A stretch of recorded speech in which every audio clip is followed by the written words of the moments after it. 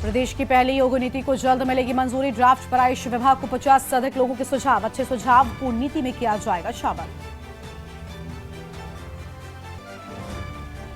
Chlorine gas के रिसाव होने की सूचना से हड़कंप। प्लॉट में पड़े सिलेंडरों से हुआ गैस रिसाव। आसपास के क्षेत्र को कराया गया खाली। राज्य युवा महोत्सव का समापन आज। समापन समारोह में खेल मंत्री रेखा आर्य होंगी शामिल। शाम 5 बजे शुरू होगा पुरस्कार वितरण कार्यक्रम।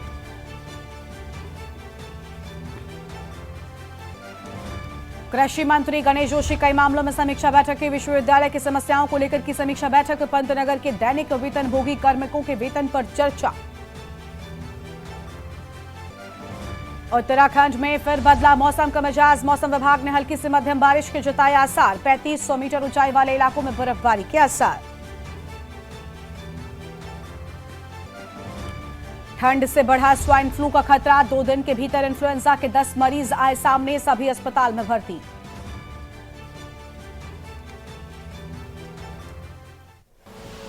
आप देख रहे हैं के न्यूज, खबरों का सारथी।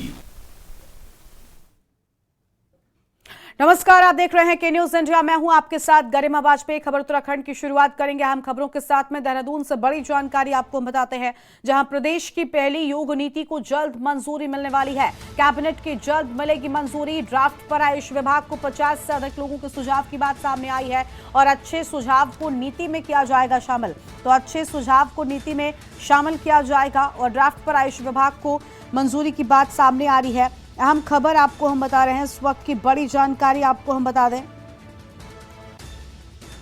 जहां देहरादून से खबर।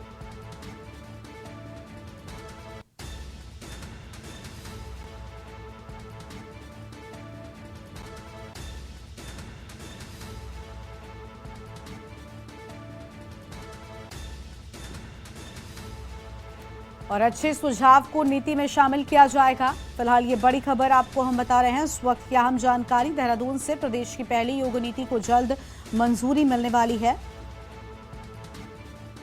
और ये बड़ी खबर आपको हम बता रहे हैं, इस वक्त की अहम जानकारी आपको हम बता दें, जहां पर ड्राफ्ट पर आयुष विभाग को 50 से अधिक लोगों के सुझाव मिलने की बात सामने आई है।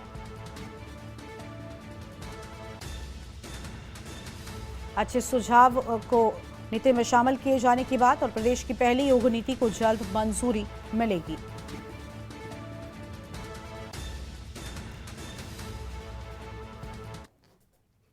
और आगे बढ़ते हैं खबरों की ओर। देहरादून से अगली बड़ी जानकारी आपको हम बताते हैं, जहां राज्य युवा महोत्सव का आज समापन होगा। समापन समारोह में खेल मंत्री रेखा आर्य शामिल होंगी। युवा विजेताओं को किया जाएगा पुरस्कार वितरण। शाम 5 बजे शुरू होगा पुरस्कार वितरण कार्यक्रम। देहरादून के परेड मैदान में किया गया महोत्सव का आयोजन। बड़ी खबर आपको हम बता रहे हैं, जहां पर महोत्सव का आयोजन किए जाने की बात सामने आई है।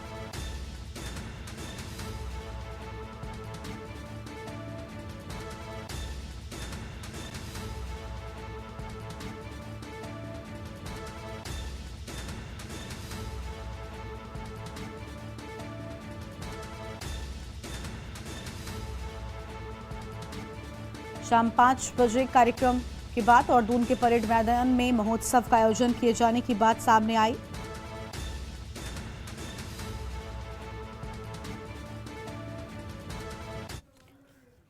और आगे बढ़ते हैं खबरों की ओर। देहरादून से खबर। उत्तराखंड में एक बार फिर बदला मौसम का मिजाज। मौसम विभाग ने हल्की से मध्यम बारिश के जताए आसार। 3500 मीटर ऊंचाई वाले इलाकों में बर्फबारी के आसार। बारिश के बाद मैदानी इलाकों में घने कोहरे से राहत मिलने वाली है।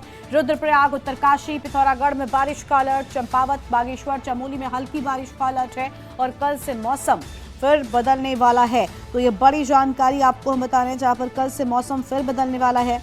फिलहाल ये अहम जानकारी आपको हम बता दें।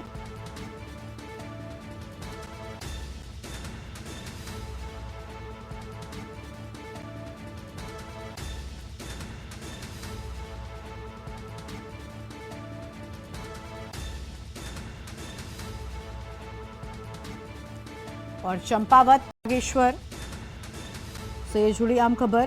फिर से मौसम बदलेगा। अहम जानकारी आपको हम बता रहे हैं, इस वक्त की बड़ी जानकारी आपको हम बता दें।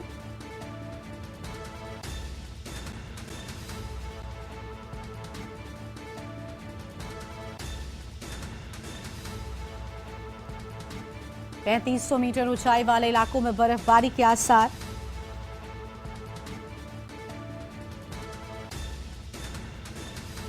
ये बड़ी खबर आपको हम बता रहे हैं, इस वक्त की अहम जानकारी आपको हम बता दें। और जैसे पहले बोला था कि 9 को लग रहा था कि एक सिस्टम थोड़ा ठीक ठाक शायद आ सकता है, परंतु अब जो चीज़ें दिख रही है उसमें थोड़ा उतना ज़्यादा नहीं है, एक्टिविटी कमी रहने वाली है। तो आप ये कह सकते हैं कि ठीक है, जो हमारे अंदर के डिस्ट्रिक्ट है उत्तराखंड के, उत्तरकाशी, चमोली, रुद्रप्रयाग, पिथौरागढ़, बागेश्वर है, तो इनमें तो कुछ जगहों में स्कैटर्ड एक्टिविटी, कुछ जगहों में आप ये कह सकते हैं हल्की बारिश या बर्फबारी है, वो मिल जाएगी। जहाँ तक बर्फबारी हो 3000 मीटर या उससे ऊपर के क्षेत्रों में। लेकिन अन्य डिस्ट्रिक्ट्स की बात करें तो थोड़ा बहुत थंडर एक्टिविटी और हल्की बारिश है, बहुत हल्की बारिश इक्का दुक्का जगहों में और जगह भी संभावना है। और अब आगे बढ़ते हैं खबरों की ओर। अगली खबर, जहां विकासनगर तहसीली क्षेत्र अंतर्गत झांझरा में सुबह सवेरे गैस का रिसाव होने से हड़कंप मच गया।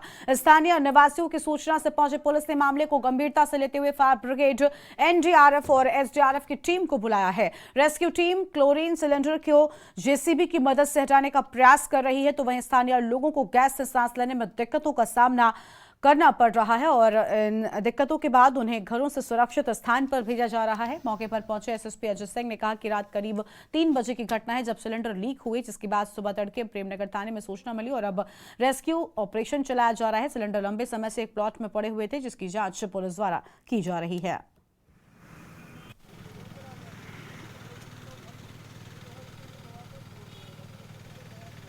में झाझरा पड़ता है, यहाँ पर एक प्लॉट में गैस रिसाव की सूचना प्राप्त हुई थी रात्रि 3 बजे।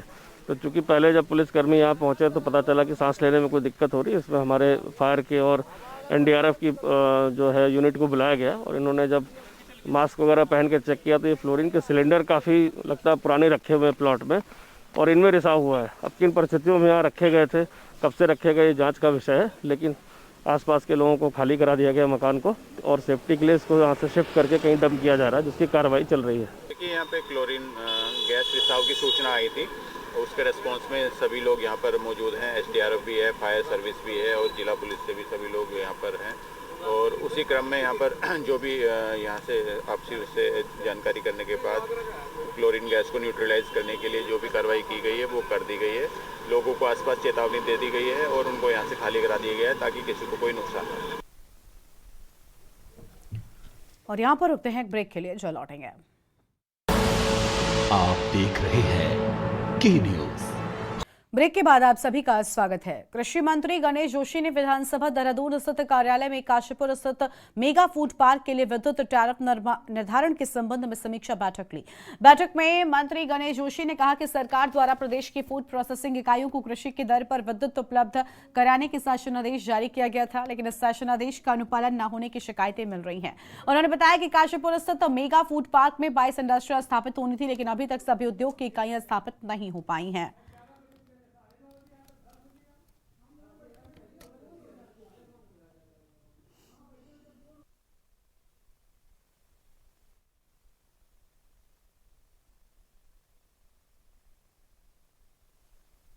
सरकार ने एक जियो के तहत जो हमारी फूड प्रोसेसिंग की जो इंडस्ट्री है उनको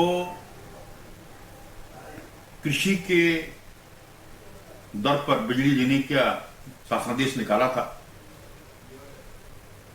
लेकिन उसका अनुपालन नहीं हो रहा है, जिसकी वजह से काशीपुर जो मेगा फूड पार्क है वहां पर जितनी इंडस्ट्री 22 लगनी थी पूरी नहीं अभी लग पाई हैं। और जिन कुछ लोगों को सब्सिडी दी है उसको गलत डिस्ट्रीब्यूट करके होना ये था कि एक पटपन उनसे लेना चाहिए था, बाकी गैप फंडिंग हॉर्टिकल्चर द्वारा दी जाती, उनको एक पटपन के हिसाब से फंडिंग जो है गैप फंडिंग सरकार द्वारा की गई है। इन विषयों पर विस्तृत बातचीत हुई है, सारे जियो का हमारे सचिव अध्ययन कर रहे हैं और शीघ्र ही कैबिनेट में लाकर जो सरकार की मंशा है, क्योंकि आज इसके माध्यम से जहां हमारी जो उपज की खपत वहां पर होगी, कई लोगों को रोजगार भी उससे मिल रहा है। और पौड़ी जिले की थाना लक्ष्मण झूला क्षेत्र और शीला पावर हाउस के समीप एक इलेक्ट्रिक वाहन तकनीकी खराबी के चलते दुर्घटनाग्रस्त हो गया। वाहन वन विभाग का बताया जा रहा है, जिसमें 2 रेंजर, एक वार्डन सहित 10 वनकर्मी सवार थे। इलेक्ट्रिक वाहन का स्पीड ट्रायल किया जा रहा था कि तभी वाहन में तकनीकी खराबी आने के चलते शीला पावर हाउस के नजदीक दुर्घटनाग्रस्त हो गया और इलेक्ट्रिक वाहन में सवार 4 वनकर्मियों की घटनास्थल पर ही मौत हो गई। वहीं 5 वनकर्मियों को एसडीआरएफ की टीम द्वारा रेस्क्यू करके घायल अवस्था में ऋषिकेश एम्स में उपचार के लिए भेजा गया है। एक महिला वनकर्मी नहर से गिरने से लापता है, जिसकी तलाश की जा रही है। अंधेरा होने की वजह से सर्च ऑपरेशन रोका गया है।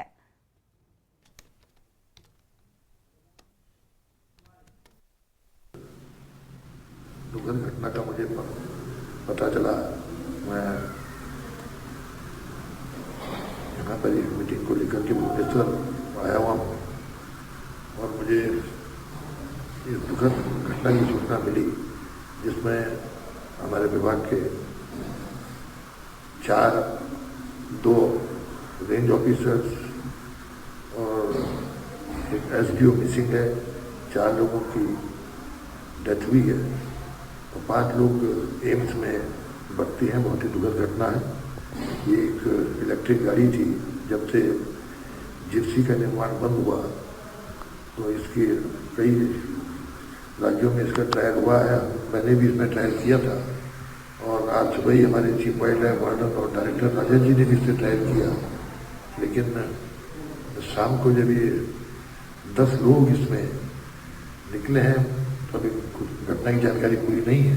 घटना हुई है और जिला बैराज के पास में एक फॉरेस्ट विभाग की गाड़ी जो है एक्सीडेंट हो गई और उसमें लगभग 4 लोगों की डेथ हो गई है, 5 घायल और एक मिसिंग है। सर घटना कैसे हुई है? क्या नहीं, अभी इस संबंध में तो डिटेल अभी नहीं जानकारी है, परंतु प्रथम दृष्टया ऐसा प्रतीत होता है कि कुछ टेक्निकल प्रॉब्लम रही होगी।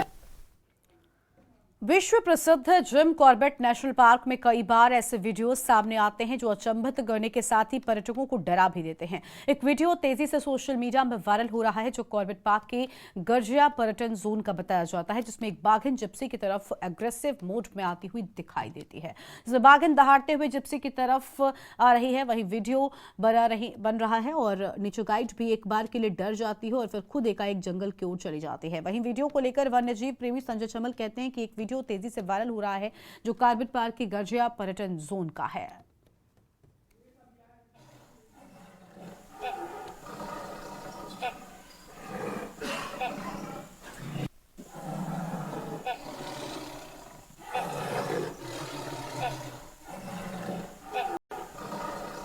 वीडियो अभी जो वायरल हो रहा है उसमें ये देखा जा रहा है कि एक बाघिन जो है वो सफारी गाड़ी की तरफ आ रही है और थोड़ा एग्रेसिव मोड में है। ये सामान्य बात है, हम लोग देखते हैं जब जंगल में जंगल सफारी होती है तो कई दफ़े बहुत नज़दीक होने के कारण या फिर शिकार के नज़दीक होने के कारण जो बाघ या बाघिन हैं वो एक मॉक चार्ज करते हैं और हल्का डराकर फिर वो भाग जाते हैं। तो यही कुछ यहाँ देखा जा रहा है और वन्यजीव पर्यटन में ये बहुत नई बात नहीं है, ये आम बात है। रामनगर, आपको बता दें, खबर है रामनगर से, जहां पर स्थित विश्व प्रसिद्ध कॉर्बेट नेशनल पार्क पूरे देश व विदेश में जैव विविधता एवं बाघ के साथ ही अन्य वन्य जीवों को लेकर विख्यात है। वहीं इस वर्ष कॉर्बेट नेशनल पार्क के विभिन्न पर्यटन जोनों में क्रिसमस पर्व और नए साल पर पर्यटकों की बड़ी संख्या में आवाजाही रही है। इसके साथ ही रामनगर वन विभाग के अंतर्गत पड़ने वाले सीताबनी पर्यटन जोन में भी पर्यटकों की बड़ी संख्या को लेकर अधिकारी काफी उत्साहित हैं।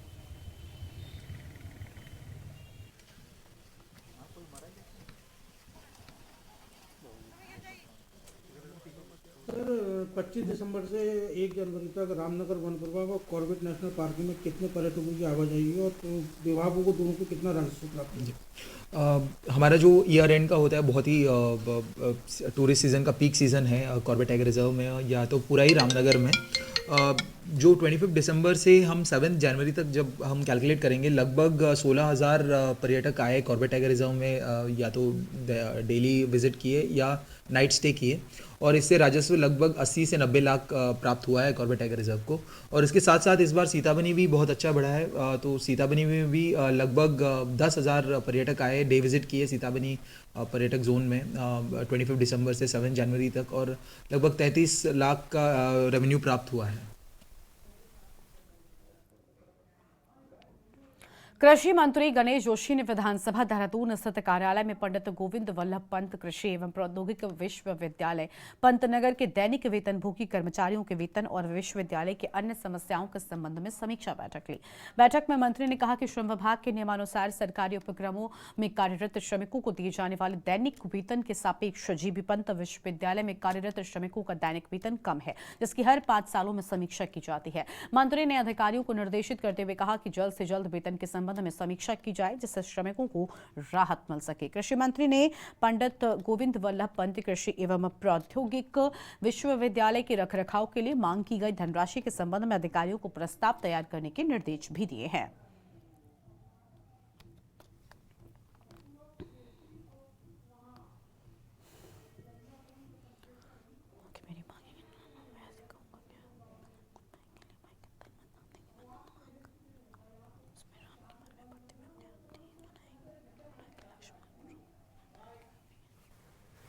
जो कि हमारे विभाग के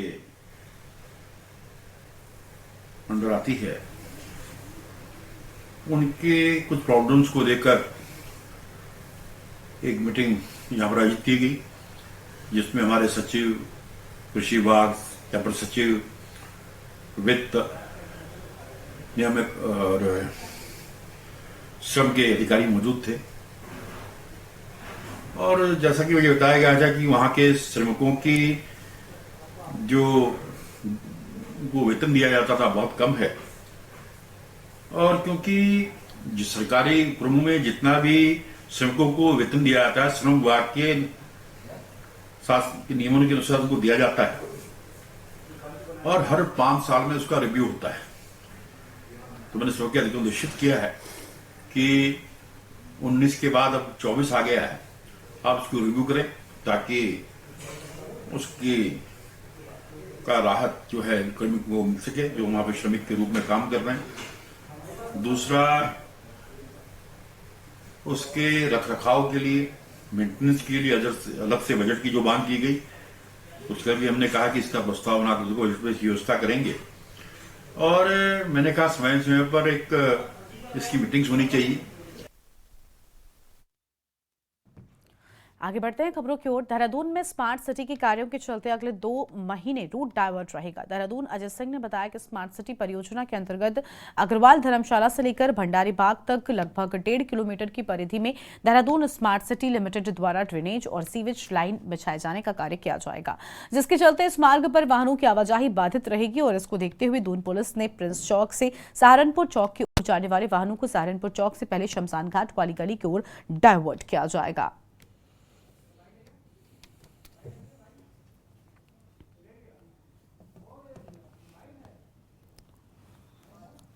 सिटी के कुछ कार्य हैं जो अभी नेशनल समिट के कारण कुछ समय के लिए होल्ड थे, क्योंकि डेवलपमेंट के बहुत जरूरी काम होने हैं, चाहे वो अंडरलाइन सीवर लाइन का हो, चाहे वाटर लाइन का हो। और उसको देखते हुए, क्योंकि अभी लीन सीजन है, अभी कोई टूरिस्ट का सीजन नहीं है, और तो उसको देखते हुए अभी 1.5 से 2 माह ये काम चलेगा, जो सहारनपुर चौक से प्रिंस चौक और अन्य स्थानों पर खुदाई का काम चलेगा। तो जनता से इसमें अपील भी है कि इस रूट को तभी लें जब वो इस रूट पर वो लगता है कि बहुत अति आवश्यक काम है, तो इस रूट से अन्य रूट से डाइवर्ट हो जाए। उस संबंध में विस्तृत आदेश भी पब्लिक को उसमें दे दिए जाएंगे।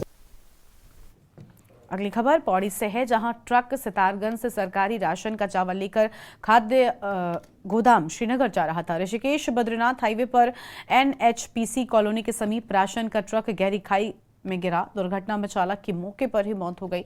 मदद से मृतक का शव खाई से बाहर निकाला जा रहा है और साथ ही चालक के परिजनों को भी सूचित किया जा चुका है।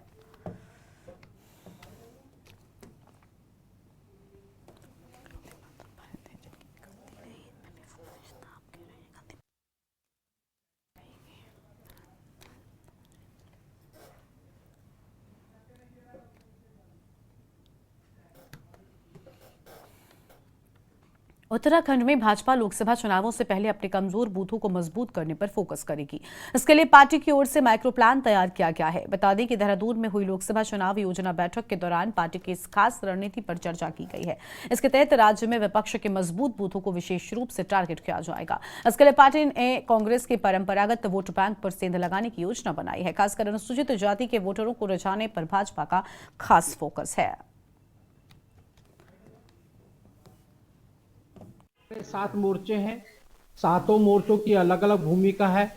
अनुजाति मोर्चा है वह अनुजाति वर्ग में जाएगा, एसटी में जाएगा, महिला सामूहिक महिलाओं की चिंता करेगा, युवा की चिंता करेगा। सब प्रकार 7 प्रकार के मोर्चे हैं। सभी अपने अपने अभियान को लेके गति देंगे और सभी ने ही अभी से लेकर मार्च तक का अपना प्रोग्राम बनाकर पेश किया गया है और उनको बताया गया है। और हर मोर्चे के अपने अलग अलग प्रोग्राम होंगे। उसके साथ साथ हमारे अंतिम बूथ तक हमारी गतिविधि हर मोर्चे की पहुंच जाए, इसकी चिंता है और संगठन भी उसमें पहुंचेगा। और इस बुलेटिन में इतना ही। आप देखते रहिए के न्यूज़ इंडिया। नमस्कार। आप देख रहे हैं के न्यूज़, खबरों का सारथी।